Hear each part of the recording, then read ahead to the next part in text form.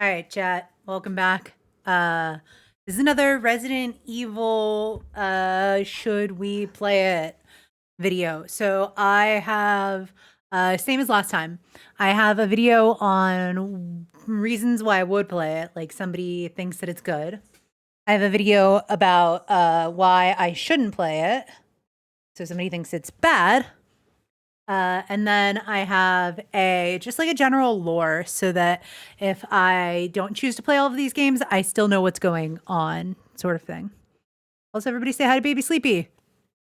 Baby Sleepy's in the back. All right, so first thing is going to be, we listened to this girl last time. I liked her a lot. This one is a longer video, though. This is an hour-long video. So you guys got to stay with me for a second. I'll try not to make it too painful. But yeah, this one's a long one. It must be good if she's got this much to say, right? At least she thinks it is. That's the whole premise of the video, I guess.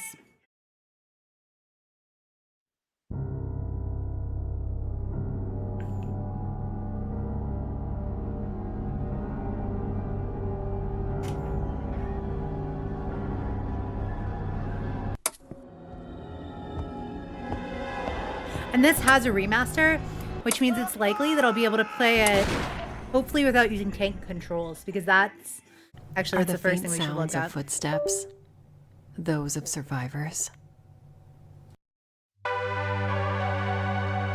Back in 2001, a press conference was held in Tokyo by Capcom. This conference brought some admittedly shocking news for video game fans. Capcom producer and director Shinji Mikami came out on stage to announce that Capcom would be re-releasing the entire Resident Evil video game series on Nintendo's upcoming GameCube console. The shocking news came with the additional announcement that the rest of the series going forward after Code Veronica would be exclusive to the Nintendo platform. During the 5th console generation, Nintendo 64 sold a decent amount of units, but compared to Sony's PlayStation, it was an absolute failure. The PlayStation had sold over 155 million units in its lifetime, while the 64 sold just about 32 million units in its lifetime. Nintendo thought that the reason they experienced this financial failure was that at that time, they didn't really allow all third-party developers to make games for their console, and they refused to move on to modern disc-based storage for their games. Nintendo then struck up a deal with Capcom in acquiring their Resident Evil catalog and the rights to future titles. Since Resident Evil was an incredibly strong brand at the time for PlayStation, this deal seemed like a no-brainer for Nintendo, partially eliminating some of the competition with Sony. At this Tokyo press conference, Mikami announced that the first title they would release on the GameCube would be a full remake of the very first Resident Evil game. Mikami explained that he felt RE1 hadn't aged as well overall,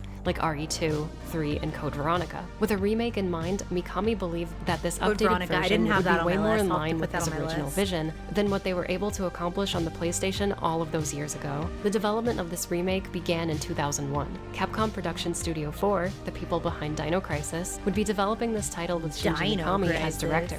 Since this was one of the first GameCube titles developed by Capcom, the early days consisted of studying the console's hardware and figuring out how this powerful little machine worked. It didn't take very long for the dev team to find out just how powerful this console was. This inspired Mikami to really nail his original Resident Evil idea this time around.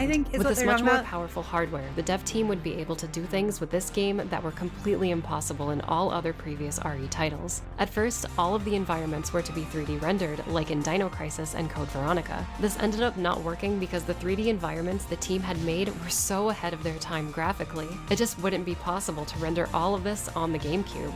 Instead of decreasing the quality of the environments, the devs decided to go back to their old design method of using pre-rendered backgrounds. If you can't run it in real time, the next best thing is to take extremely high quality pictures of it. The dev team ended up using the GameCube's power in a completely different way for this title. With the insanely good looking backgrounds in check, this freed up processing power to have some of the best looking 3D character models at that time.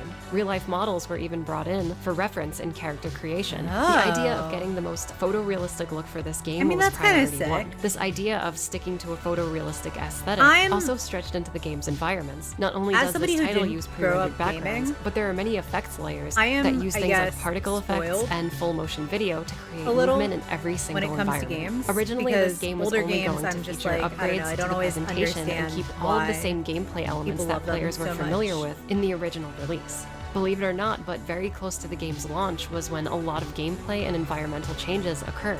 Mikami thought that if they just re-released a better-looking version of RE1, players who knew the original game well would see every scare coming. This new focus of changing gameplay mechanics birthed completely new scenarios not present in the original RE1. As you can imagine, with this new focus, the final stretches of development were rough. There have been stories of programmers having to work overtime for 2 months straight with no days off to meet the game's release window.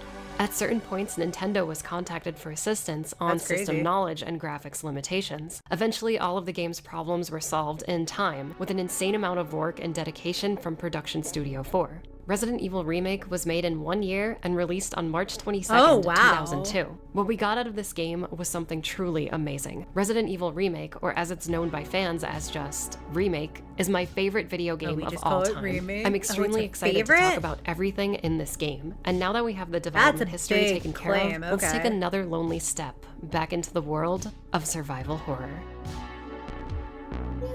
We've watched this bitch before, this very nice lady before. Before we talk about this game, I have to get something out of the way very quickly. When talking about Resident Evil Remake, I will simply refer to it as Remake, and the original I will call RE1 and RE96. Okay, let's get to it. So Remake features basically everything we got out of RE1 through Code Veronica, gameplay-wise. The game still uses tank controls, fixed camera angles, and as I mentioned earlier, pre-rendered backgrounds. There are a few features that didn't make the cut this time, like emergency evade and having the ability to use green herbs on pickup. Those small exclusions don't hurt this game at all. Remake retains the revolutionary 180 quick turn introduced in Dino Crisis and RE3, and is a very responsive control scheme. The light lock on aiming is still here, and things like save rooms with item boxes and typewriters are still here too. Quality of life features like free movement on stairs, and there not being any load screens while moving between the floors of the mansion, make for a very enjoyable and polished gameplay experience. Just like in RE96, both of our playable characters, Chris Redfield and Jill Valentine, retain all of their gameplay uniqueness so these are two that came with both of those characters originally. Jill starts with a larger inventory. So last time it wasn't I've heard of Chris and Jill. Last time it wasn't Chris, it was Rebecca and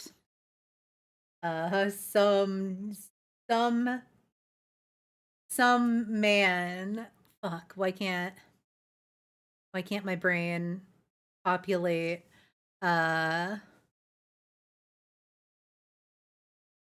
so Wesker was in it, but he was in it as like additional content. It was Rebecca and Billy? Question mark? Yeah, okay. Yeah. But I've heard of both of these characters. So the okay, cool. So yeah. I am Chris Redfield and Jill and a lockpick, and still characters. Exclusively gets the grenade launcher. Chris only has 6 item slots, starts the game with the knife, and still has to find the old key items to open certain doors, just like in the original. This time, however, like Jill, Chris does begin the game with a permanent starting item, the lighter, just like Leon in RE2. The lighter comes in handy for some critical situations in this game that we will talk about in just a bit. I'm going to save specific character differences for later. Let's talk about some new stuff. In the first 4 RE games, there are a few ways that you can tackle the standard zombie encounter. You can do things like carefully maneuver around them during certain animations, risking a potential grab, killing them outright and spending valuable ammo, or in RE3's case, try dodging out of their way, which barely ever worked. Remake does some pretty amazing things with its basic zombie encounters. So like in those original games, you can still do similar things to get around these undead creeps. Things like killing the zombie, once again spending ammo in the process, or muscling through, taking a bite but having to spend a healing item. With those basic actions, now comes some more advanced tech. This title does something interesting that I think RE3 was kind of trying to do with emergency evade, and that's baiting a zombie grab. Every zombie grab is telegraphed with a very clear lunging animation. If you're quick enough and have the reflexes for it, moving backward at the right moment during a lunge will make the zombie miss you completely. Remember, I've only played a little bit if mass mastered, this tactic becomes biohazard, I think it is. Is extremely that useful 8? for getting around zombies 7, 8, untouched something like and that. saving ammo in a big way. By the way, I do not recommend relying on this move When I say if a you little, aren't I mean that maybe skilled like at this game. 5 hours. This is definitely a more advanced move that I recommend only doing if you're feeling confident or in a second playthrough. What I so will not recommend me. you do Not is me. use Remake's 4th zombie maneuvering strategy, that being the defense item. Defense items are new to Remake. As you explore the mansion and its What are surrounding defense environments, items? you'll be finding these sub-weapons lying around. These items allow you to break free from an enemy grab. Notice how I didn't say zombie grab. Defense items work against all enemies that grab hold of you. Both characters will find defensive daggers, and I should mention that daggers will not kill an enemy outright. They're best used to stun whatever enemy you're fighting and then slip past them. Each character gets their own type of defense item too. like, Jill if you has a run out of taser that ammo. uses single-use batteries. The taser is powerful, but it won't kill a zombie with one charge, much like the daggers. Chris gets flash grenades, and these are probably the most useful out of all of the other sub-weapons. Chris will lodge a grenade into a zombie's mouth, giving you the opportunity to either let the grenade go off on its own or shooting it yourself, popping the zombie's head and killing them for good. Make sure you're a good distance away before pulling the trigger because Chris can get caught in the blast too. Defense items aren't infinite either, so using them carefully and sparingly is key to surviving the night. Defense items are the perfect addition to the survival horror formula. I love their inclusion so much. Not only do they allow you to correct the mistake of getting grabbed, but they also add a much needed layer of strategy in the standard RE enemy encounters that we're all used to at this point. Speaking of Resident Evil enemy encounters, all of the monsters from RE96 make their grand return in beautifully horrifying remake detail. You got your zombies, zombie dogs, crows, hunters, and the chimera down in the lab. All of these guys, for the most part, act the same as they did in the original game. Zombies do have a few new tricks up their sleeves, like being able to follow you between certain rooms. The hunters and chimera have the most changes. The chimera don't overwhelm you as much as they used to, and hunters will run at you and are faster than how they used to be. All of the bosses are here too, like Yawn the giant snake, Neptune the shark, Plant 42, the cave spider, Black Tiger, and some new ones I'll be talking about later. The enemy design is great because it's mostly kept the same, but with a few very small balance and much needed gameplay changes. No enemy is annoying to fight against, and they're all terrifying in exactly the right ways. When I first played this game back in 2002, I noticed something strange about the zombies. After I killed one, left the room, and came back, I noticed that the bodies would still be there. This never happened before in the other games. I thought, oh, maybe dead enemies don't disappear anymore. You know, like an immersion thing. But dead zombie dogs did disappear. And about halfway through my first mansion visit is when I discovered something horrifying. Just after getting the imitation armor key, this happened. Do they reanimate? Don't tell me that they reanimate, bro. Don't tell me that they reanimate. Don't tell me that they reanimate, bro.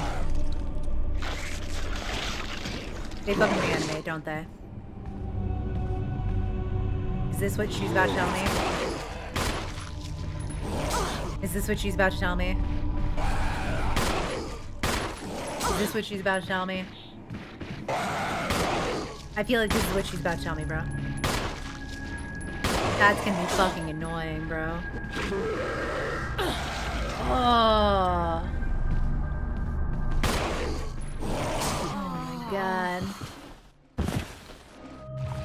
Why did I decide I like horror now? Fuck.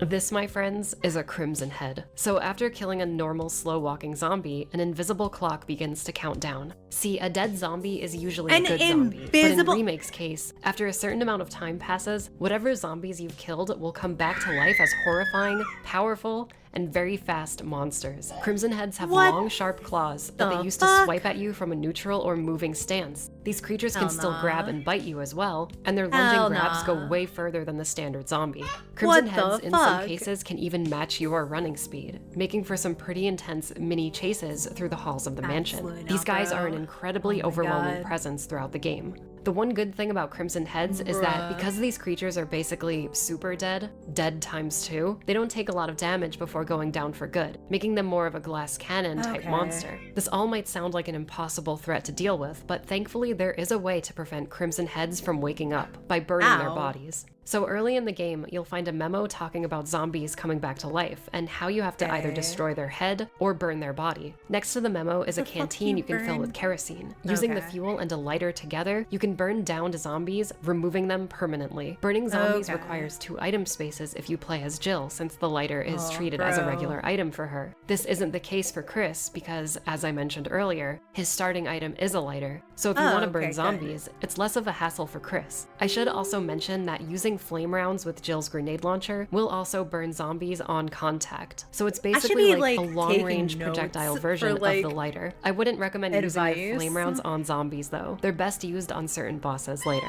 Crimson Heads are brilliant. They're both challenging to deal with and really scary. It's another perfect gameplay addition that I really appreciate. Like, you can't just kill zombies recklessly anymore. They'll come back way stronger and much angrier. It's just another reason to get you to play carefully and conservatively. It's fine. It's amazing. This game is so good, and I'm not even halfway through the video yet. It only gets better too. Besides general gameplay and the new basic item and enemy additions, Remake also reinvents most of RE96's original puzzles, and in some cases redesigns entire areas of the game. There are also completely new environments added in for returning players. I'll be doing things a little differently for this video. First, I'll be covering all of the new stuff gameplay-wise without going into the story. We'll cover the story and its changes after we analyze Remake from a gameplay perspective. So let's get to it. Cool. At the very so start of the game, after investigating the dining room and video, encountering the first zombie, if you explore under the main hall staircase, you'll find a small set of stairs leading to an iron gate.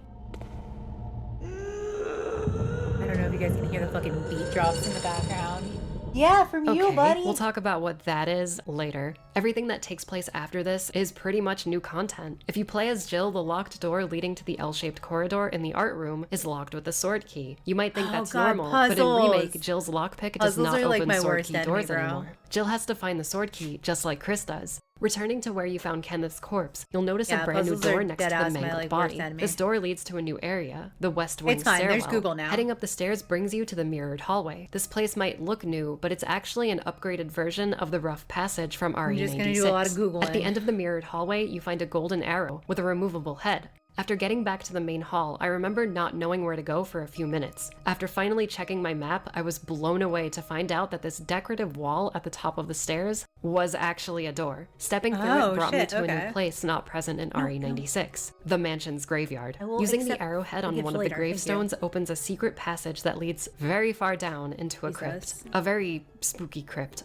On one of the walls is a set of 4 disfigured faces. Across from these faces is a steel coffin suspended from the ceiling. Under the coffin, you find a book with a key embedded on the back cover. It's the sword key. So this is how you gain access to the first few areas of the mansion. This is so incredible for returning players. You come into this game expecting to know exactly what to do, and then you're led down this entirely new and way more interesting path to get the first mansion key. So it also not perfectly sets up this game's new grounded and serious tone. You're not dealing with something entirely familiar anymore. You have to keep your guard up. As you explore more of the house, you'll discover a few more surprises. Walking down the L-shaped corridor, this happens.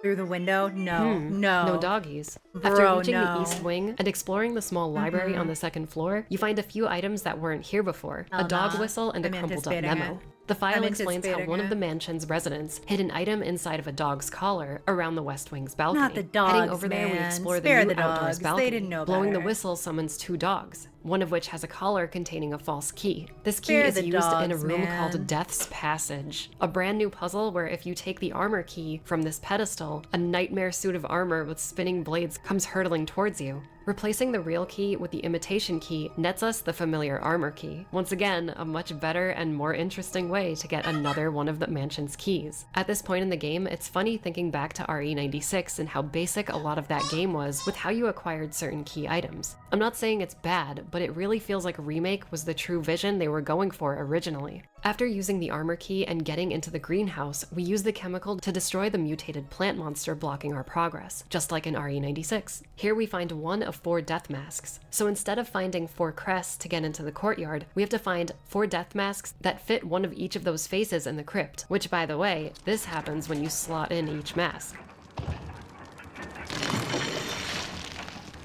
I played this game recently with a friend who isn't into Resident Evil, and they legit thought that there was going to be a vampire in the coffin. Oh my Pretty good gosh. guess. Getting each death mask is the same process as getting each crest in the original game. Is that a fucking completing those dinosaur, specific bro? puzzles and fighting Yawn the giant snake. The portrait puzzle is almost exactly the It looked same, like one but of this the, time activating each portrait opens a statues looked like a shortcut fucking into the dinosaur. graveyard and nets us another death mask. The armor room puzzle is a lot better too. You actually push the armor sets in the right order to open the wall to get another fucking death puzzles, mask. bro. By the way, as both characters, Richard so no grateful longer Google dies when you get the exists. serum for him, just before the first Yawn fight. He actually lives and becomes more of a character. In Jill's campaign, Richard even helps you fight Yawn with his own signature shotgun. After doing enough damage though, Richard sacrifices himself and pushes Jill out of the way of Yawn's death bite. Hey, Oh, at least you shit. got What a Richard's hero. really good shotgun out of it, right? Poor Richard. Interestingly enough, this doesn't happen when R.I.P. playing as Chris.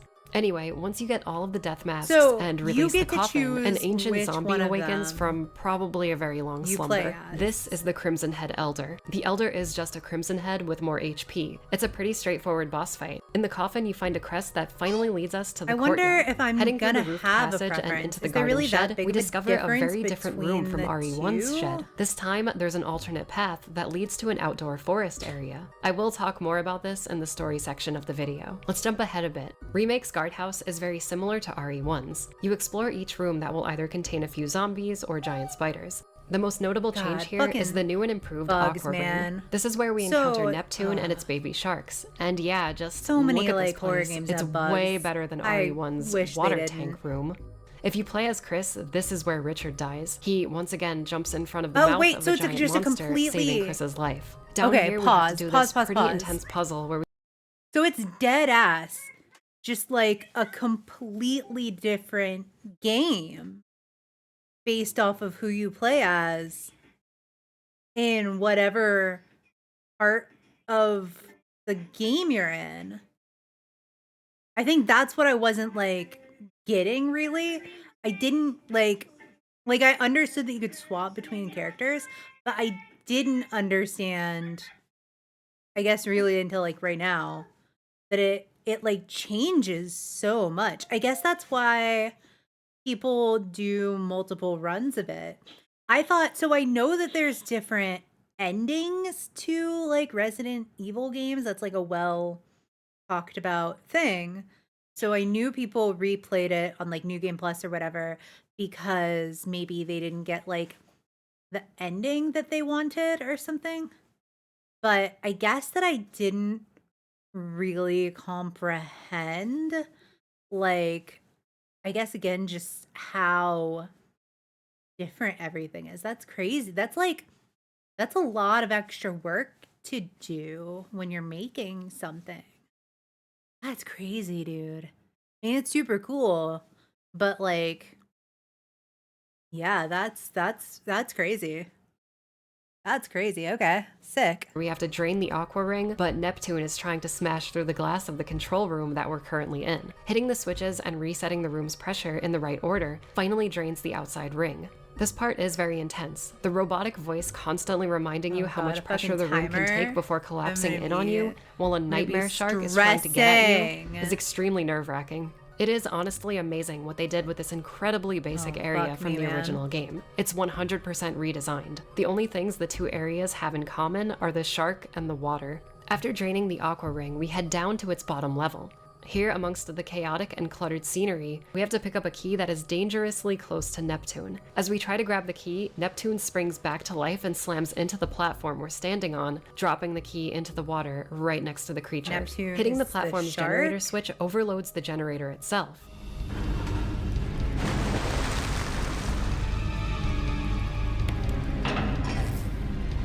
Hi, buddy. Say hi.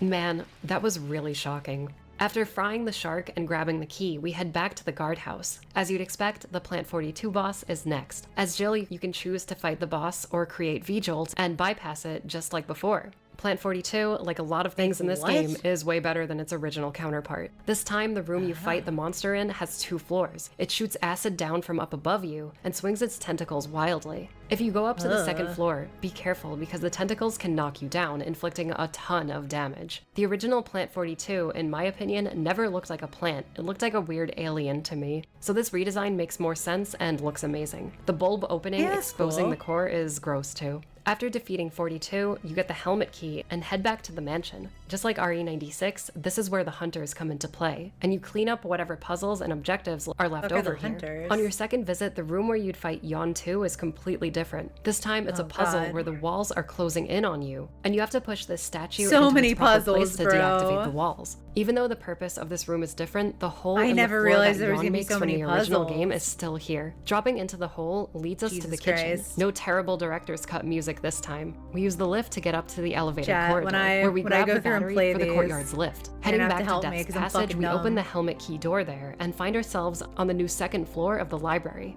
As we walk deeper into the need a little library, we're homie jumped help. by Yon again. This is Yon 2. I found this fight easier than Yon 1 because the room is a lot more spacious and you could get Oh, Yon God, the wrapped around the fucking main snake, bookshelf gross. and deal some good damage. After taking care of Yon once and for all, the snake knocks into the bookshelf Gross. where we find the wolf medallion that we'll use later. Now that we've completed the mansion, it's time to head back to the courtyard and head down into the caves. Now, in RE1, the caves were my least favorite area. Every room looked ugly and the same, and there were hunters all over the place. And there isn't an item box in the first area down here. If your inventory is full and you get to Enrico, you can't pick up the crank, forcing last you to horror go game I all the way played? back to the mansion and drop some Uh, stuff off. It's a pretty the terrible newest design decision. Silent What's the first thing you see Hill. when you enter Remake's But I cave? didn't A typewriter finish and an it item box. because I got Thank you, Mikami-san. stuck So the cave somewhere. I is don't very story remember focused, and exactly I what want to was save my happening, take but- on these events for the story part of this video. I'll say briefly that the cave is awesome. Every single room is structured differently, and they all I got visually stuck, look it pissed distinct. me off, and I The gave cave up. just feels bigger than the original because of certain camera angles and the room's structure. The place just feels more fleshed out. You still have to fight Black Tiger down here, which is a cakewalk if you use flame weapons. Okay, I'm gonna skip ahead So a it just little sounds bit. At like the end flame of the weapons cave, are we find the OP. pieces of a crest, which, when combined together, are identical to the one we found in the Crimson Head Elder's coffin. Both of these crests fit perfectly into the iron door under the main hall stairs. What happens down here is a lot of story stuff, so I'm gonna skip over it. After a nice calming walk through the mansion's underground, we come up to the Oh, yeah, backyard so of the mansion, calming. where we find a giant fountain. Here we use the eagle and wolf medallions to get into the lab. Why are you looking at me like that, bro?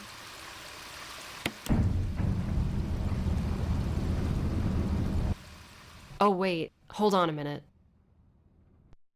Yeah, I call my baby bro. What about it? What about it?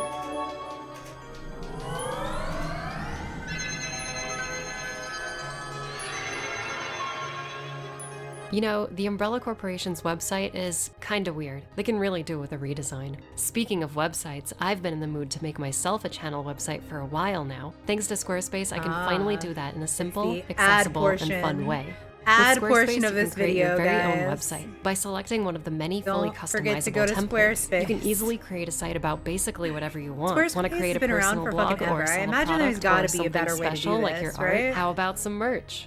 There are resources for Right? that right at your Like- fingertips. And the best part is that all of the tools you need to make your site are provided by Squarespace. No need for any Yeah, I feel additional like there's gotta off-site be better plugins. options. It's super convenient. My Squarespace site is a blog right now, but I plan on making a full section do dedicated to people still archiving the blog? bios of every female survival horror character. like, early I'd love for you guys to 2000s give me of some them. suggestions on that list too. In my next video, I'll even do an update on this and shout out one of the suggestions. Squarespace is not only How extremely early useful for 2000s of creating them? websites quickly, but it can be really fun too. You have the freedom to Why does get that really low-key look creative like in making your Tumblr? site. And this is awesome because Squarespace is offering just my like viewers pictures. 10% off their first purchase. When you're ready to get serious, just go to squarespace.com/thespherehunter or click the Yeah, link in Jack, the when you're ready description to to get sign up and start serious. building your online presence. That's Serious here. squarespace.com/thespherehunter to get started today. We'll have to talk about making a better site for Umbrella later.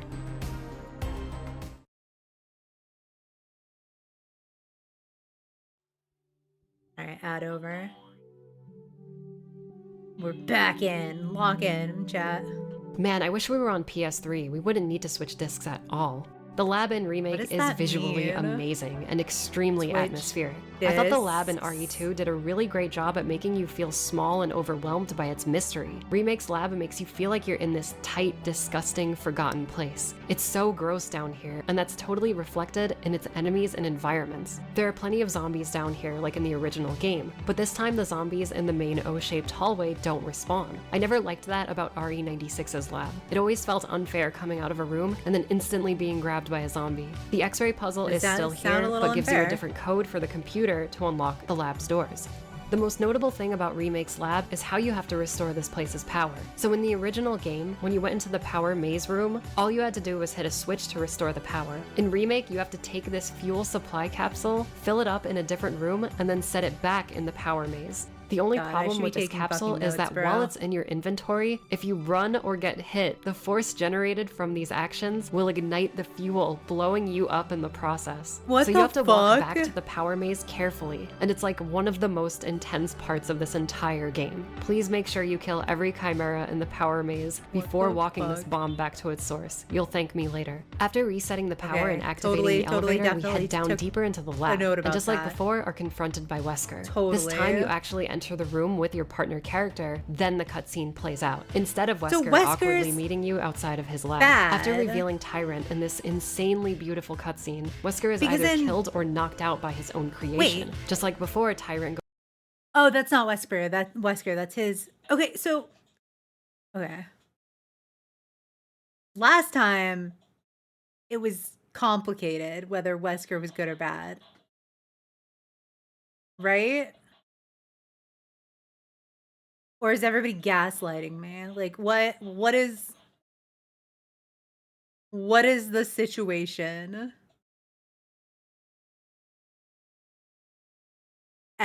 Every villain thinks they're a hero in their own story. Bro, don't give me that shit. Don't give me that shit. Do we like him or do we not like him?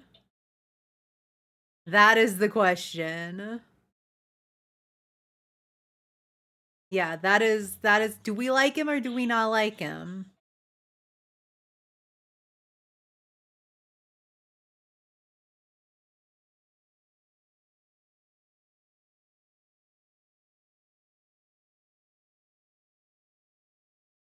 Okay, so we like him, but he is literally the main villain.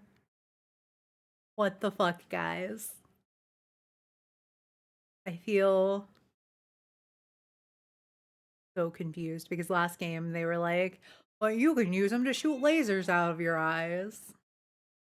Because I have so many questions about that. Like, is he a superhero? Why can we, like, is he fucking Superman? Like, why do we shoot lasers?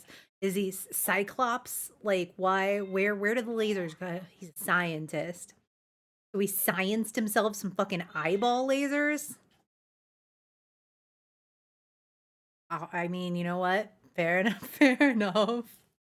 Fair enough. Down very easily. After this, you save either Chris or Jill using the 3 MO discs, and finally escape to the heliport. So because it keeps saying you could play as either Chris or Jill, but do you constantly get to change? Like, can you just swap at any time? Yeah? Okay. Jill! You made it!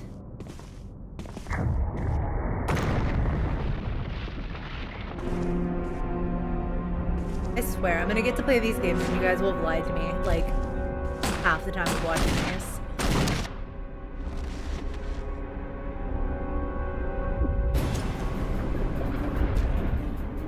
I'm gonna get to the game and be like, what the fuck?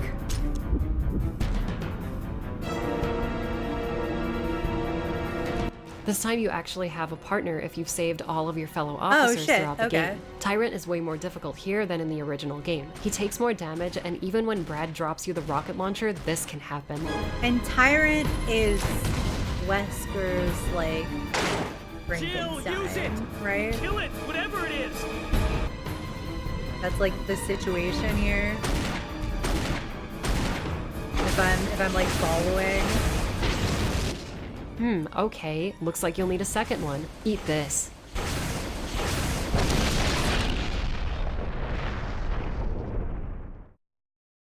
And that's the end of the game. Hi, Those cute are baby. most of the gameplay revisions and changes Remake brings to the table. This game improves on literally everything that RE96 gave us originally. What used to be Hi, simple say hi gameplay to scenarios everybody, and say puzzles hi. are now fully realized, exciting set pieces that are extremely fun to play through over and over better again. say The hi to my smaller baby puzzles right like the now. armor key room, portrait hallway, Say and it. Death's Passage not only make more sense from a design standpoint in this remake, If you're but also watching reward this the later player and you've upon made it this completion, far, say whether hi you to find a baby new key Sleepy. item, a valuable resource, or just a shortcut that leads back into the mansion. older, It's way more we can satisfying read to play every and very well hi thought out. that he It's a ever much more gets. polished experience and obviously what the devs wanted to do in the first place. From beginning to end, Remake has old and new players jumping and second-guessing themselves with its new scares and entire scenarios. It's all perfectly redesigned and reimagined. I like playing Jill the most, but in recent years I've grown to really enjoy Chris's campaign too. It's more difficult by default, but Oh, very wait. rewarding to overcome. I play Chris when I want a challenge, and I play Jill when I want to do you the perfect run. can't Now that we've talked constantly so much switch. about the gameplay, let's take a closer look at how Mikami and his team changed the story and characters to better fit the more grounded and darker tone of Remake's You're world. confused too, In baby Resident Sleepy. Evil Remake, the dev team wanted this game to be as realistic as possible in comparison It's to the fine. first four Chad's just titles. So the gaslighting us. premise of Remake is exactly the same as RE1. You play as STAR's Alpha Team investigating the disappearance of Bravo Team in the Arklay Mountains. Alpha Team is once again overwhelmed by what they find in the forest and retreat to a nearby mansion. I have to mention, it is chilling seeing how Joseph dies in this version of the game. The Resident This Evil whole really intro likes is actually mansions, beautiful is in what its I'm hopeless understanding atmosphere from what and I've perfectly watched. sets up the serious tone of this game's story. As you explore the Spencer mansion, you'll encounter a lot of familiar faces. Chris, for example, meets Rebecca when getting to Richard. Once you collect the serum for Richard, all three characters then return to the medical supply room And where you Rebecca originally was met from Rebecca in RE96. Zero. Richard actually stays in this Right? room recovering. I like this because pretty when sure things are that getting was what we tough, you just can learned visit him about and relax for a minute. I yesterday think or this is whatever. way more believable than Chris getting blasted in the face by Rebecca with pepper spray and then immediately shrugging it off like it's nothing. That was really What? funny, but I prefer how it's done in Remake. There's just way more substance and interesting character development going on here. Jill and Barry still have all of the same cutscenes together, and just like in RE96, depending on what you do first, only certain cutscenes and events will happen in your Jill playthrough. For example, not getting the shotgun early but then visiting Forrest outside still plays the cutscene where Barry finds Forrest. By the way, speaking of Forrest, this is what happens when you come to this area alone. Okay.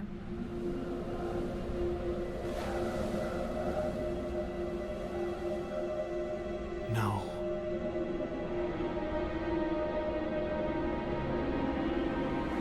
I don't know who that is. Who died? Who is that?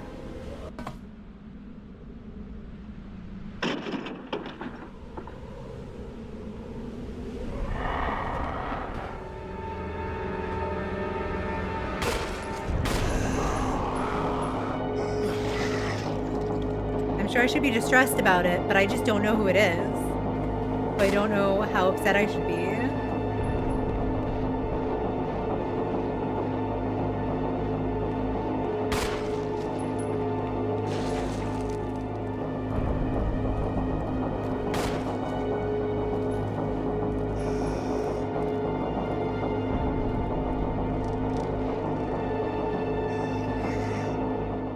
I don't think I have to say this, but I'm going to anyway. This is a Okay. lot better than a few crows jumping out at you. Forrest does come back to life in RE96's Arrange mode, so this event isn't entirely original to Remake, just expanded upon.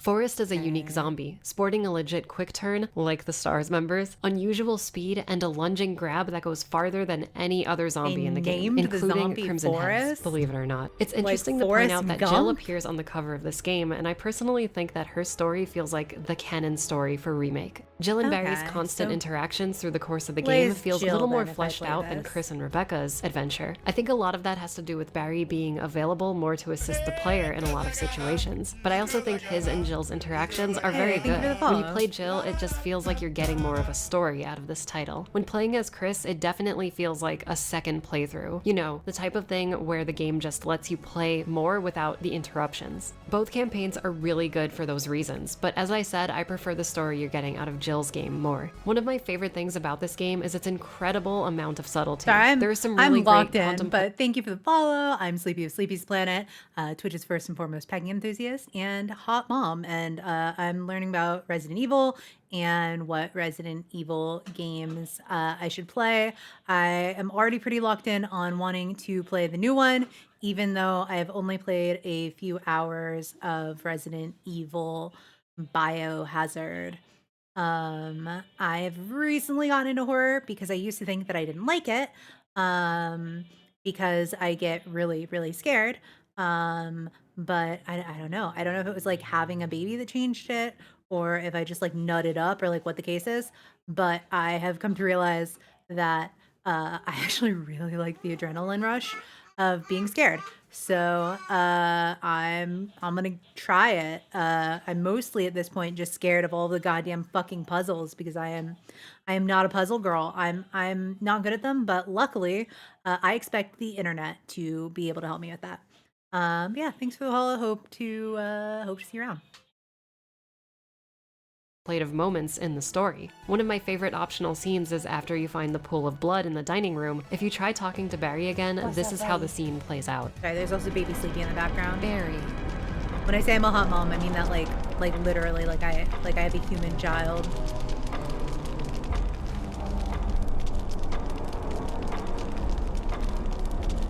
I love that so much. Barry doesn't have to say anything here for you to get what he's feeling. In that scene, it's obvious he's worried about his friend Chris, and he doesn't want to believe that this is his blood. When you finish the game and learn that Barry was working with Umbrella and Wesker the whole time, Oh, it shit! sort of recontextualizes What a fucking this. traitor! Like, Barry knows what's going on here, and he's staying quiet about it. What a It would have been so fucking easy for the devs to put in traitor! extra lines of Barry expressing his worry about the situation. Him saying nothing says so much more. And that's why I love this tiny interaction. There are a bunch of other actual moments like this traitor. where the characters don't say anything, and you're supposed to go off their facial expressions and reactions to the situation. Obviously, Chris is worried about Richard's safety, but he doesn't have to say that verbally to us. We just know from how he's looking at his wounded friend. It's really good stuff that adds so much more to an already amazingly updated story. And speaking of updates, the voice acting and a lot of the writing has been completely overhauled in this game. This Oh, is where sick. some of the Okay. changes come in with the story. There are only 3 STARS members left now. Captain Wesker, Jill, and myself. I would love to get We into don't voice know acting. where I just don't Barry is. know. Man, Ow. that line gives me chills I every think it'd be, single like, time I hear fun. it. If Only problem is I RE96 can't was the sound, equivalent of something you'd see anything on other Best than, of the like, Worst, myself, Remake really. is a $30 million Hollywood production. All of the voice actors in this game do such a $30 great job with these million, characters. Our two leads, bro? Chris and Jill, voiced by Joe White and Heidi Swan Anderson, Holy are incredible. fucking This is shit. probably my That's a favorite lot of version of money. Chris out of all of the That's a lot games. of money. He's very matter-of-fact and has an older brother attitude when speaking to Rebecca, just like Claire when she took care of Sherry. I'm sure this was intentional on the writer's part back then, I didn't but even now it think feels a about bit it, more but I fleshed guess out. because Jill in of- this game shares a lot more in common with Pause. RE3 Jill over RE9. I didn't think about this, but I guess because of like how long they've been making Resident Evil games, the characters aren't always voiced by the same people. Dead ass, I didn't like consider that. But it makes sense now that I'm hearing it, but I just didn't fucking think about it. Yeah. Okay. Interesting. 96 Jill. I'd say Remake Jill feels like a less experienced version of RE3 Jill, which is great because becoming the Nemesis Wrecker is what I'd expect from this character. Jill's interactions with Barry are great. Both I don't know what characters that play means off yet. each other very Nemesis well. And of course, Wrecker. half of that is due to Barry's amazing voice actor, Ed Smaron. It's funny because Barry was the meme of RE96, like everyone still goofs on all of his lines. In Remake, Barry has probably the Okay. best performance out of everyone, and that's because his character goes through quite the journey. He's being manipulated by Wesker, doesn't know if his family is even okay, and has to lie and betray his Yeah, close he's the friends fucking constantly. traitor. There are great moments of heartbreak and disappointment from Jill multiple times when Barry betrays her, and you actually feel it in these performances. And with that idea of betrayal in mind, that brings us to the Bruh. man himself, Captain Wesker. Wesker. Wesker is voiced by Peter Jessup, and I think he does a great job at playing this backstabbing villain. This is the only other time outside of RE96 where Wesker had an American voice. Wesker is very stoic and I didn't realize he intimidating when didn't have shows an up. American He's really voice. good at lying and had me Normally. second guessing whether or not he was going Is he to normally betray stars Japanese, when I I first guess? played this version of the game back in the day. I played Chris first, and in his campaign, Wesker shows up at a certain moment to help out, so I was totally tricked again weird. when I got to the end. So all of this might sound perfect, right? They nailed all of the dialogue from the original. Well, that's not exactly the case with Remake. So hilarious lines like Jill sandwich, I have this, I have a What the rope fuck is here, and Jill Chris, sandwich? stop it, are all gone or rewritten to be a lot better. Hey, I'm not familiar with any of this shit. Barry. That was a close one. A second late, you would have fit nicely into a sandwich.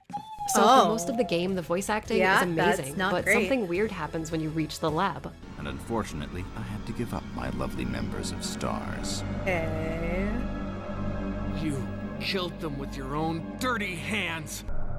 What? Wesker, you've become senile. What am I listening for? Jill and Barry together. In hell. The voice acting What? kinda takes a dive in quality and almost goes back to Why? RE96 levels. I think the reason for this was probably bad voice direction You're when they got okay, to buddy? these lines, Oh, or give me everyone 1 second, involved guys. in the recording process. 1 just- second. Hey, you're okay? You good? Good. Hey, you're good. Here. Have your avocado. Yeah.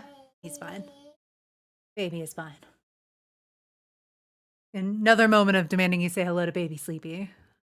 didn't know how to make these silly lines written by a Japanese person to sound good. I think it might be a combination of both of those because the voice actors are great, but for whatever reason, these characters end up sounding really weird at the game's climax. This doesn't take much away from the game. These lines just stand out awkwardly because up to this point, everything has been so believable and grounded in a realistic way. It's really strange, but I still love This it game for with what it is. It seems like zombies no matter how much you try to change and, Resident like, Evil, the camp experiments? will not go away. With all of that said, I still love and think the voice acting and the actors are awesome.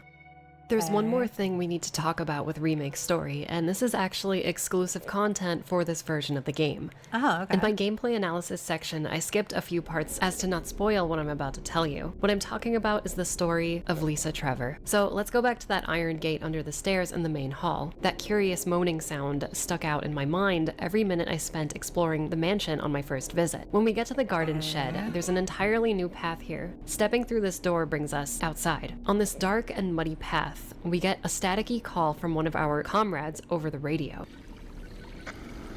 That's suspicious, but okay. Barry? Monster! Chains! Gun! Ineffective! It's it! Stay away! Forest outside mansion! Stay! Hey! Forest outside the mansion, stay away. That doesn't sound menacing at all. After solving a quick puzzle and opening the forbidden gate to forest, the other just side like of Harry the Potter, mansion's got it. graveyard, we step through and onto another dark wooded path. It's that sound again. This walk through the forest is one of the most atmospheric and tense moments I've ever experienced in a video game. It was strange the first time I played this because I had just heard an extremely creepy and very human sounding noise off in the distance. I was very relaxed on my slow walk through the woods. I wasn't really scared of anything at this moment. Thinking back on it now, there's something very unnerving about this. Like I expected to find another survivor out here or something. At the end of the path, we find an old forgotten cabin. Stepping inside, we notice the fireplace has been set recently. Someone has to be here. A monster can't do this, right? As we explore the cabin, we find an old family photo with a journal next to it. The contents of the journal are almost illegible, and it seems like it's been written by a small child. In the cabin, we find the square crank Weird, to but clear okay. the waterfall leading to the guardhouse. As we make our way back to the front door, we can hear something. Hi. You guys hear my baby saying hi to you?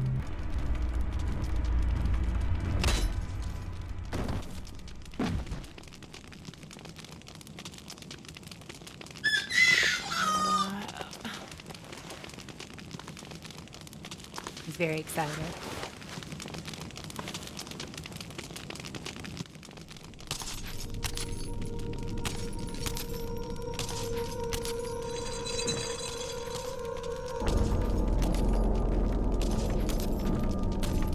What the fuck is that thing? Jesus Christ, bro.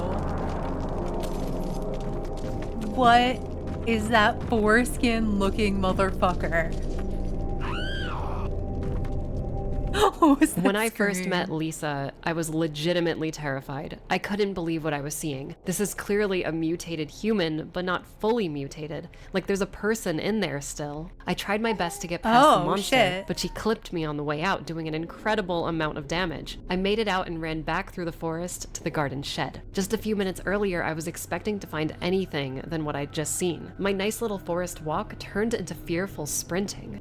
Oh. Fast forward to the caves after finding Enrico. Yeah, that's why we it's have the to solve Forbidden a Forest, new puzzle bro. where we reactivate an elevator not seen in the original game. You don't just this go lift into the takes Forbidden us Forest further at down night. into the cave system. Harry Potter Barry taught me that. conveniently meets us here and accompanies us down. Reaching the bottom, we hear Lisa's moaning off in the distance. Leaving Barry behind, we go ahead to investigate. After quickly running into Lisa and figuring out she's immune to basically all damage, we return to Barry, only to find him leaving us behind as he rides the elevator back up. We're left down here What with an a indestructible fucking monster. Facing our fears and carefully getting past asshole. Lisa, we find ourselves in these odd underground living quarters. This place not only looks visually amazing, but it's also a total mess down here. Porcelain dolls litter the shelves, and there are chairs stacked up in this strange spire-like shape. All over the ground are faintly lit candles, too. This place seems very disconnected from the rest of the mansion, and to be That's why honest, YouTube doesn't from like me, by the reality. way. It's My almost like someone language. was trying to lock something down here They're like away for the Captain rest of time. America. Exploring these living quarters further, we find another room through the They like to flooded language hallway. check This me. room is better taken care of, and we find a key we need to progress, as well as another family photo with some notes attached. The note is dated November 10th,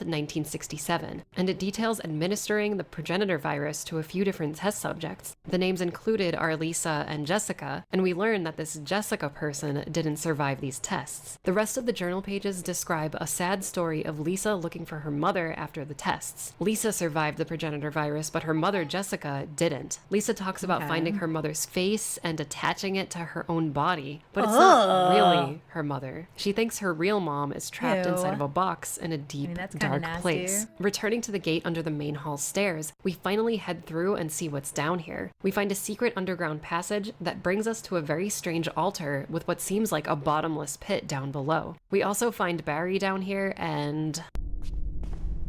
Jill, Fucking traitor. You're ass alive. Motherfucker. She says worried. right after talking thought about how you she were- probably should curse less. Whoops.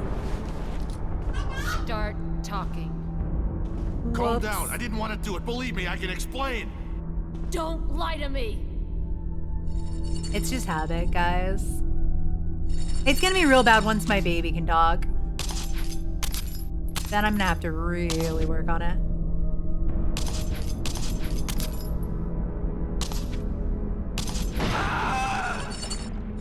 Right now he only says like 3 words, and luckily none of them are fucked, so we're good. Oh, what the fuck is that? No Ew. time to talk. Jill, hand me my Ew. gun. No, no, we don't give that motherfucker a gun. Are you kidding Thanks, me? Jill. Bro. This is the final encounter with Lisa, and instead of fighting her directly, Absolutely we can push not. these 4 large stones off the platform. Pushing each stone releases chains connected to the coffin in the center Another of the goddamn room. puzzle, bro.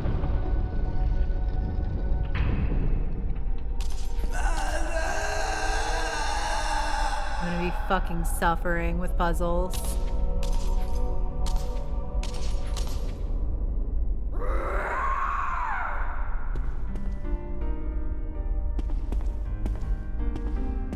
Inside the coffin are the remains of Lisa's mother. There's also one final family photo and diary entry. In the file, we read Jessica Trevor's final moments. She talks about how the men here have given her shots for her condition, but the more shots she gets, the faster it seems her memory is fading. This file is depressing. Jessica slowly drifts away, and all she wants to do is remember her daughter, who's been taken away from her. The final that's page really- is as a reassuring mom, Lisa that the two of that's them sad will as escape shit. this mansion. This was dated 1967. You think that's sad too, baby This side Sleepy? story is so tragic. Lisa's been trapped down here for years, mutating Give into me- a give me a monster, sec, but guys, not give me a sec. completely losing all of what she used to be. Give me a While sec, her be mother right back. lost Sorry, baby sleepy goals.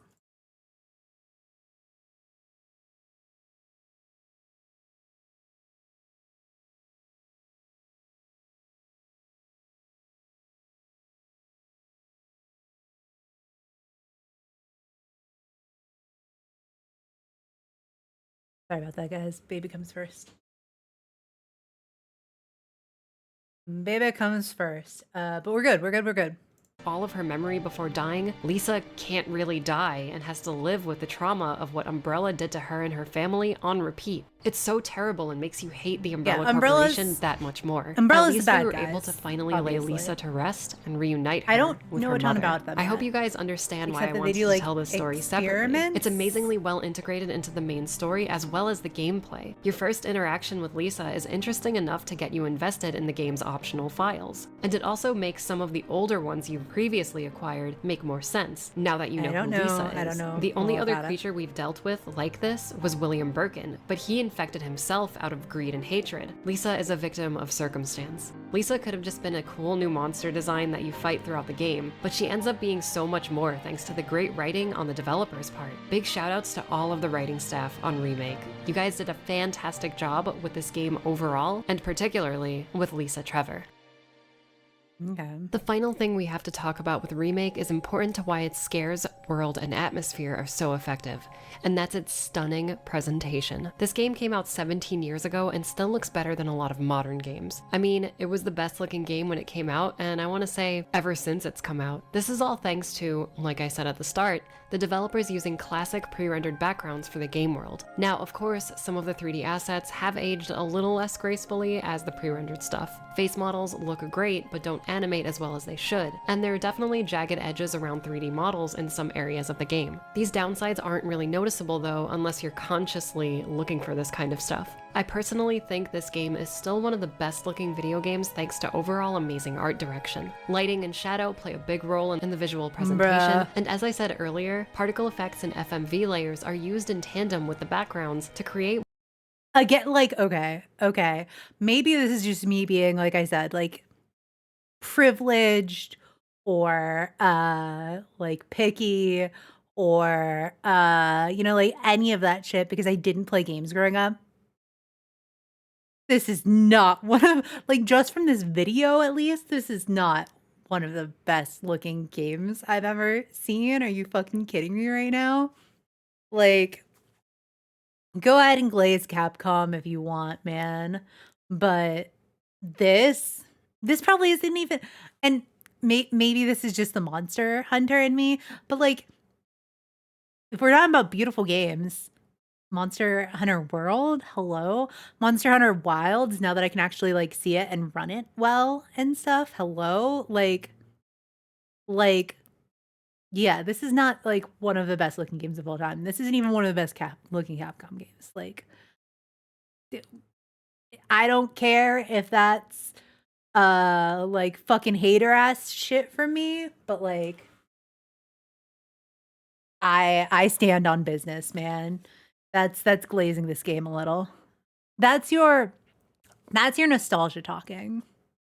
one of the most believable video game environments ever. The fixed camera's placement is also masterfully done. There are so many shots in this game that make you feel uncomfortable or like you're being watched. The angles looking through windows are some of my favorites. It's like Wesker is watching you from the shadows, or maybe something else. The Spencer Creepy. Mansion is Okay. as much of a character as the STARS members are. I want to show you guys some of my favorite camera angles. Pay attention to all the moving elements in these clips.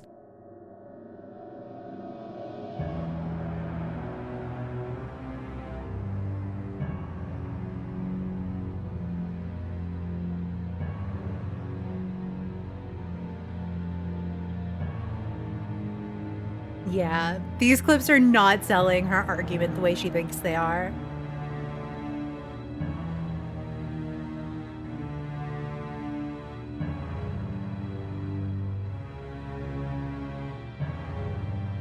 That's all FMV layers and overlay effects. It's so impressive for the time, and shows you how creative the devs were while making this game. Other than the effects, each and every room has been either redesigned or redecorated. In RE96, a lot of the rooms and hallways didn't have windows or any objects in them, making that title's environments feel a little barren and maze-like. Remake having very clear identifiable rooms does a good job at making the mansion feel real, but also helps you keep a very consistent mental map of your surroundings. By the way, remember when I said the devs had to switch to pre-rendered backgrounds because their 3D environments couldn't work on the GameCube? Well, there still is one fully 3D room in this game. Don't blink, you might miss it.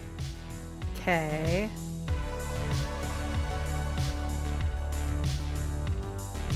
I guess it's that one. The character animation is motion captured and it looks so real.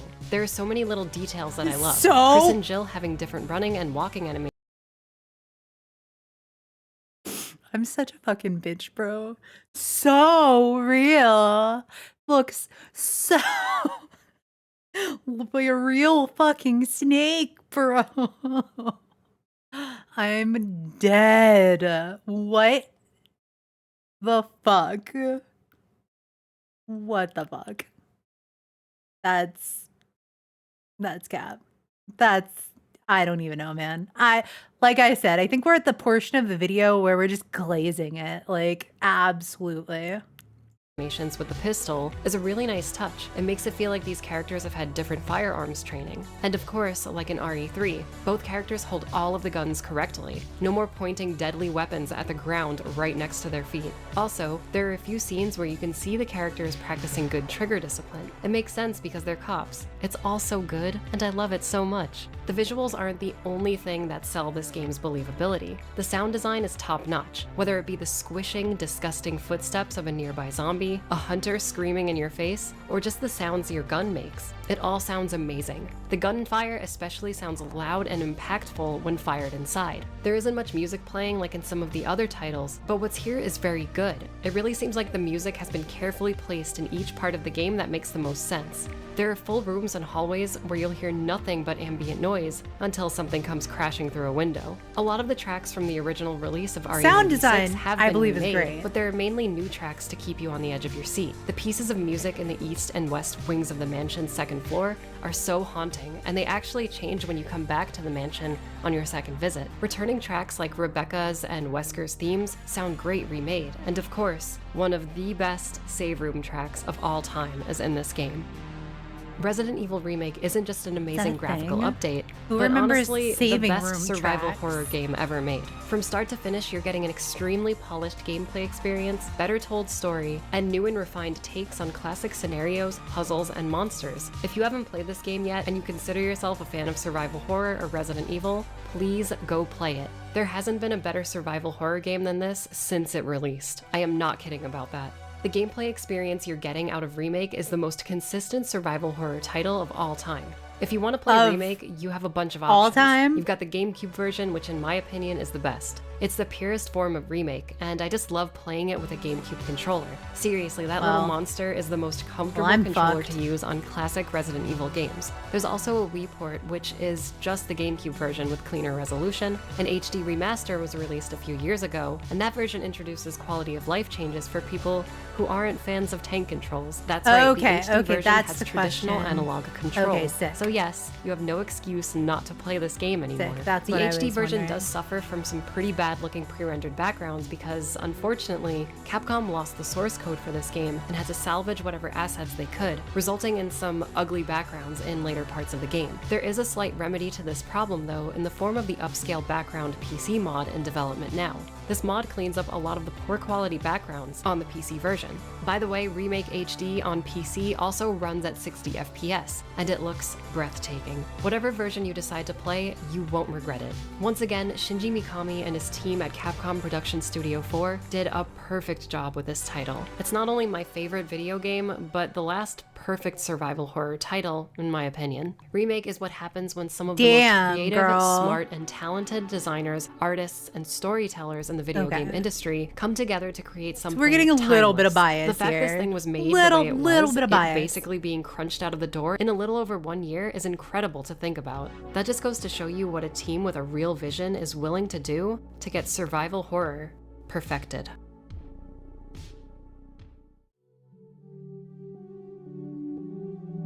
Hey guys, thanks for watching. This All video right. feels like everything my channel has been building All towards. right. So now we get, okay, so that did part of the work for us because that went through why she thinks it's great, but it also went through like story and like lore stuff that I was going to watch a whole separate video about. But now I don't have to, which is dope. So now we're going to figure out why maybe I wouldn't want to play it. Yeah, so let's find out.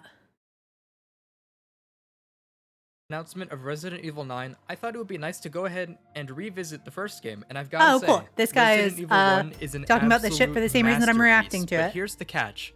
It's probably not for you. In fact, I'm tempted to say Really? that if you truly enjoyed this game, you are in a minority of the modern fan base. A modern audience probably wouldn't even give Oh, this shit. game a Okay, so second this guy's glance, not gonna despite glaze this him. being one of the most iconic games ever released. The game that popularized the concept of survival horror as a genre. The single game that launched a massive multi-platform franchise spanning games to a strange set of live-action movies.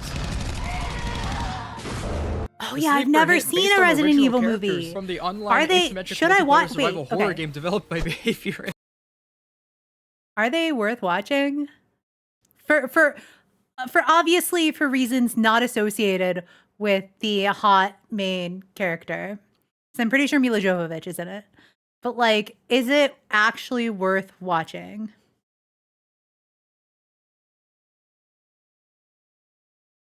They're bad. They're bad. Okay. Like bad, good, like Bad Bunny, or like bad, bad, or like they're not bad. Okay, we gotta agree a little bit. We've gotta agree a little bit. Like absolutely terrible, completely derivative. Bro. Damn. Okay. All right. All right. Anyways, you might have heard of Resident Evil somewhere by now with the successes that the remakes and the newer games have achieved. Re-releases of Resident Evil 2, 3, and 4 had complete gameplay changes and visual overhauls that brought the franchise to a more massive audience. And you've most definitely seen this lady somewhere if you've been on the internet within the past 5 years. Oh, wait, but Heck, she's I not found in the this Resident game. Evil franchise through the second game's remake, but that also got me curious, and it led me to going back and discovering where the franchise really came from. Alright, flashback to 1996. Resident Evil 1 was launched on the PlayStation 1. Just think for a moment how long ago that is now. As someone that didn't grow up with this franchise, if someone told me to play this version of Resident Evil, my response would probably be, No thanks. Yeah, ain't no way. the visuals and sounds are kind of ugly by today's standard, and after all, it looks So he's more not like going a through comedy remake, it than a horror looks game. like. Unless you think this is scary. That was too close. You were almost a Jill sandwich. You're right. Everybody, yeah, they were Jill sandwich. not the fucking. Oh no, not the idiot sandwich. They had remade this game for the GameCube Oh, in 2002, no. and man, it's night and day the difference in quality. Then Okay, the he HD is talking about the remaster remake. of this Okay, version sick. of the game released in 2015 with an even higher quality of graphics. So this is Oh. a remaster of Of a a remake of remaster. RE1. I didn't know that. Okay. Yeah, totally not confusing. Anyways, Okay, if you look so at I the can get the recent remakes that Resident Evil has been getting side by Pause. side. I can get remaster on Steam, right? It's assuming I don't already have it. Let me go look real quick. One sec. Let me look. Because I know I have. Okay, so you guys can still hear me, right? You just can't see what I'm doing. Okay. Steam. Okay. So okay. I have Resident Evil. How do I know if it's the remaster or not? If it's on Steam, it's got to be the remaster, right? So I've got Resident Evil, Resident Evil 2, Resident Evil 3, Resident Evil 4, Resident Evil 5, Resident Evil 7, which is the one I've played, according to this, 3.5 hours of. And then I have RE Resistance and RE Village. Those are all of the Resident Evil games I've got. Okay. Okay. We've got a good amount, and I'm gonna get the new one. Okay. Sick. Side with this game, it would lead you to wonder of quite a few things. Why does it look like that? It plays weird. Why hasn't this game gotten a remake like the games that came after it? And you know what? I don't think you can. Not without taking away everything that made this version of the game very, very special. And if you haven't played this, you might be missing out on one of the most incredible games ever released. Alright, so now with that out of the way, we gotta answer, what exactly is Resident Evil 1 Oh, even we already about? know this. Like the other games in the series, it's about Can zombies we and skip survival, this more part? or less. Okay. I already know what it's about, so we can skip that. I just want to know why he thinks it's not worth it. This is the part of the game where we finally gain control. As much as I would love to immediately run in and start gushing over the environment and details for an hour straight, that's gonna have to wait until we go over some of the gameplay. One of the first things that you'll notice is the game looks a bit stiff. It's practically a boomer game at this point. There's quite a few hurdles that newcomers of RE1 have to get over and adjust to. I'm not boomer age, I'm a millennial, but I'm like hag age, okay? So everybody knows this. Most of you guys are like hags anyways. I think. I skew older on my audience. So like everybody knows that I'm hag aged. But I've talked about it before. I'm pretty sure I talked about it today. I didn't get to play games. Mama Sleepy was like, "You can't play games. They're bad for your brain." Which is really ironic considering the fact that she was an unlicensed pharmaceutical representative, aka a cocaine dealer. So yeah, video games were what's gonna fucking ruin my brain, guys. That's real shit. Oh fuck. Oh fuck, man. Before they can properly enjoy this Yeah. masterpiece. Wrap This your title fucking heads doesn't around have that a lot shit, of guys. luxuries we typically enjoy as modern gamers, Yeah. such as full control over our gunplay, over-the-shoulder camera, and this third thing. Oh shit. The shooting mechanics are very simple in this game, making aiming a little bit funky at times. There is I'm no shit at free aiming aim on a like what controller we've been enjoying anyways. as gamers for years. There is instead a more stiff aiming system that will just lock on to wherever the closest enemy is in the room. I But mean, if you're that's kinda trying to nice change for angles, me. Or if they're running circles around you, it's a bit awkward to navigate. There's also not a really good way to headshot the zombies unless you've got an angle on it and aim up or down at uncomfortably close proximity. It won't guarantee that to be it'll die fair, much quicker like, than if you've just been shooting the chest, unless you've got a shotgun. I'm like I said, I'm just a terrible fucking shot on Sometimes the controller zombie's because head I'm will not used randomly to it. explode when shooting it too, making for a pretty satisfying instant kill. There's also lots to discuss when it comes to the That's okay. So to explain that, chat, the first FPS game that I ever played, okay? So for a lot of you, that's gonna be what? That's gonna be like Halo, that's gonna be like Call of Duty, stuff like that, right? Right? Yeah. My first CS:GO, stuff like that. Rainbow Six Siege. My first FPS game, deadass. My first FPS game ever, my whole life. Overwatch. Yeah. And it's not even like a true FPS, it's like a hero shooter. Overwatch was my first FPS game. Prior to that, zero experience. Honestly, so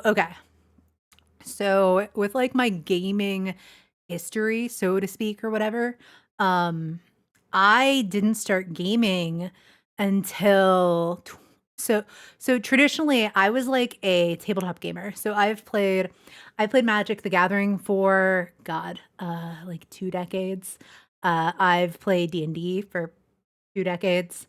Growing up, I didn't have a PlayStation, I didn't have a Nintendo, I didn't even get a Game Boy. Like dead ass, it was that kind of household. Like I did not have any of that. The first time that I played games that I like really played what are like quote unquote like video games, I would say, is I had a tablet. And I picked up playing Hearthstone. because it was very similar to what I'm accustomed to, say, with like Magic. And God, what year was that? I don't know, like 20. When did Hearthstone come out? Like 2015, 2014, something like that. I don't know, something like that. And that was like my first. I guess that's not true. So in college, I did have roommates that had like gaming systems and stuff. And so I would like kind of play along a little bit. But I didn't like, I mean, it was college and I was working 2 jobs, so I didn't have a ton of time. And I wouldn't really consider that to be like my gaming arc because again, like I didn't do it very often. But the very first game that I ever like consistently played was Hearthstone. Other than that, Overwatch and Monster Hunter World were really my next 2 big games. Yeah, yeah, I know that's I am a late bloomer when it comes to gaming. So I don't have oh, and Final Fantasy 14. I played Final Fantasy 14.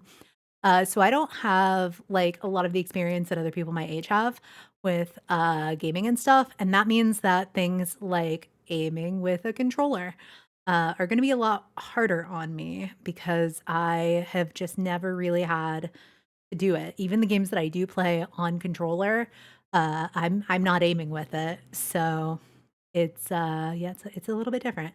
So to me, I don't mind where he's talking about like how it locks onto enemies. Like, yeah, sure, it might not be perfect. It might not lock onto like the enemy that I want it to, but like having that help, having that aim assist for somebody like me is I don't think that's bad. Yeah, I don't think that's bad.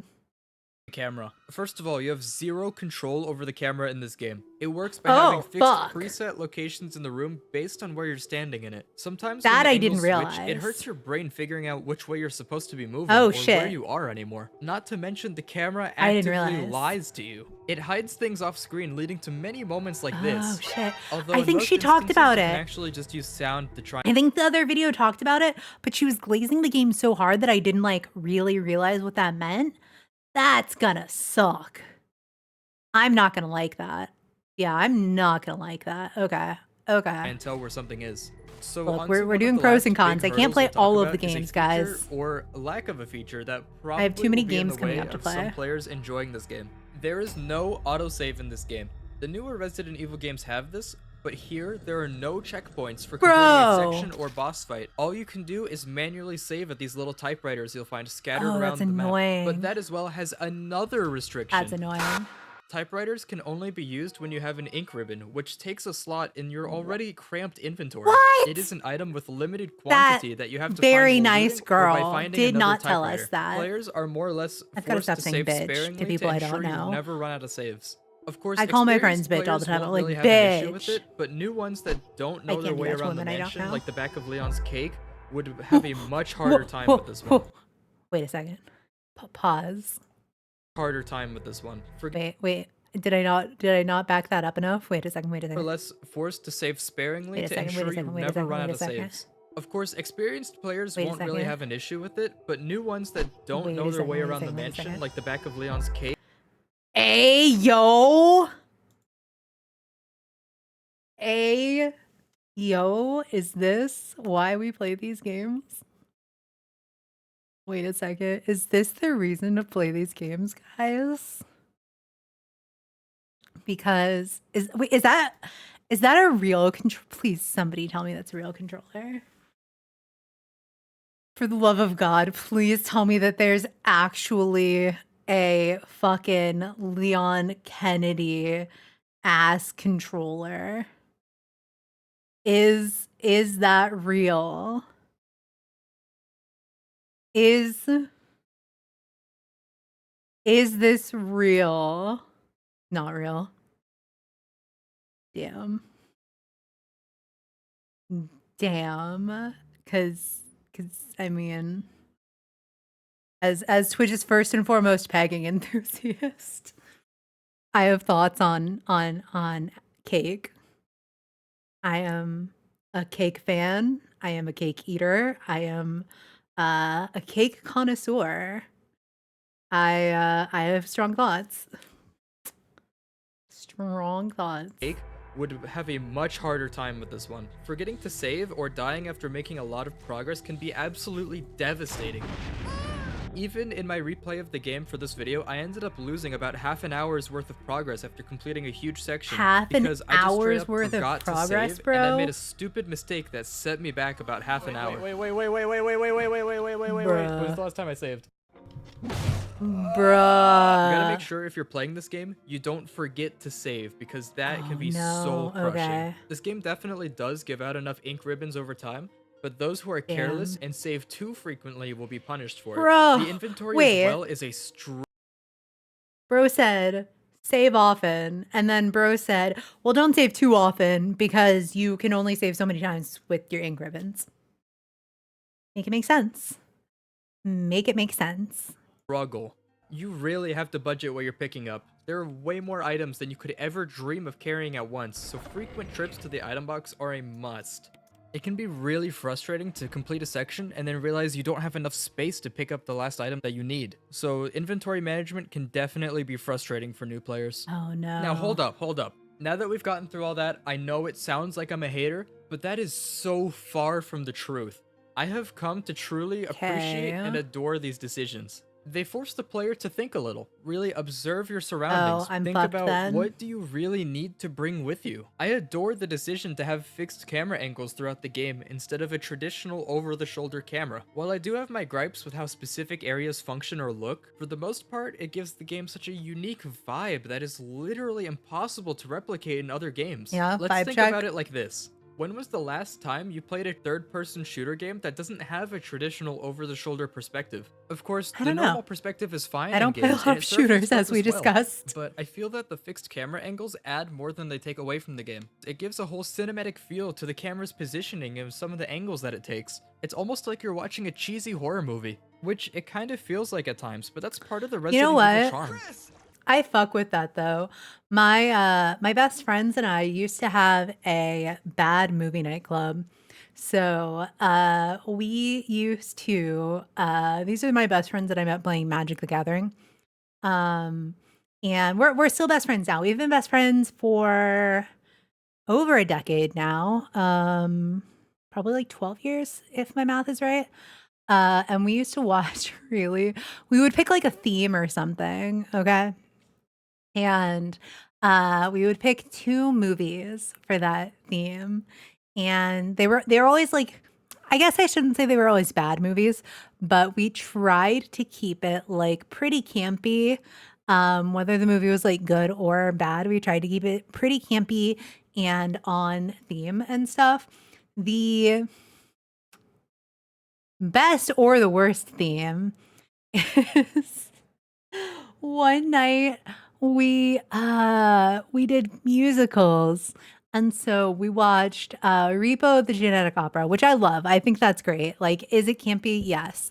But then we watched a 1970s porn adaptation of, I think it was Alice in Wonderland, if I'm correct, if I'm remembering that right.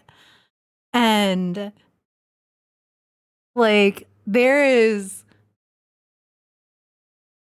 a lot of very weird things about me, but I don't know how much weirder we get than watching a porn musical in a room full of 20-something-year-old men.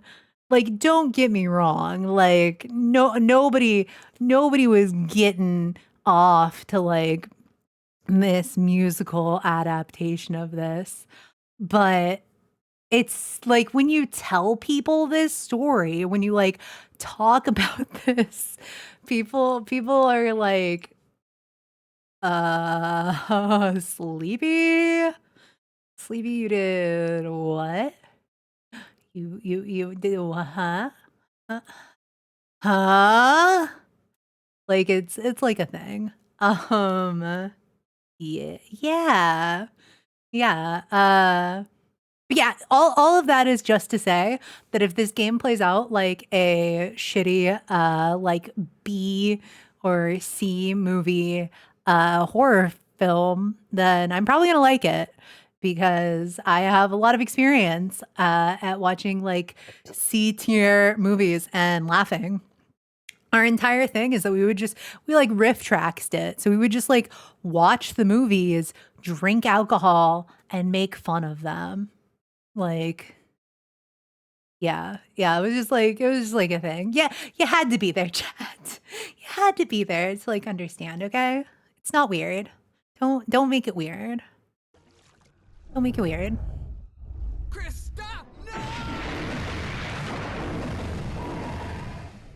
The cameras do a really good job of emphasizing how the player compares to the space that they're in. It shows how small you are in the grand scheme of a huge room, or how isolated you are in these dimly lit and long hallways, or how cramped the space is. There is so much to analyze from the camera alone. I am actively resisting the urge to nerd out about what this stuff is representing based on the camera's composition. I can go way more into depth, but I'm gonna spare you the details.